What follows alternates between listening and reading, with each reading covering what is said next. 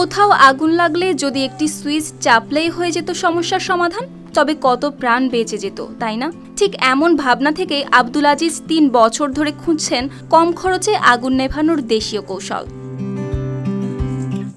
তিনি বারবার হয়েছেন ব্যর্থ, তবুও শুরু করেছেন আবার। অবশেষে তিনি তৈরি করেছেন এমন একটি সহজ সিস্টেম, যেখানে ভবনের ছাদের পানির ট্যাঙ্ক থেকেই আলাদা পাইপলাইন যাবে প্রতিটি রুমে বা তলায়। কোথাও আগুন লাগলে শুধু একটি সুইচ চাপতেই ট্যাঙ্কের পানি ছিটকে পড়বে চারদিকে, আর কয়েক সেকেন্ডের মধ্যেই আগুন নিয়ন্ত্রণে আসবে, কোনো মোটর, পাম্প বা ইলেকট্রিক ডিভাইস ছাড়াই।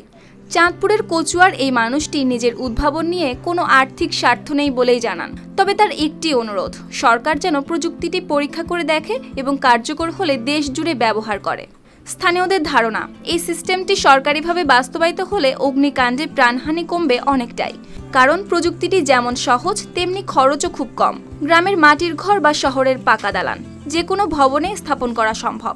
আব্দুল আজিজেরও বিশ্বাস, এই উদ্যোগ বাস্তবায়ন হলে অগ্নিকাণ্ডে প্রাণহানি কমবে, নিরাপদ হবে ঘরবাড়ি আর শিল্প প্রতিষ্ঠান।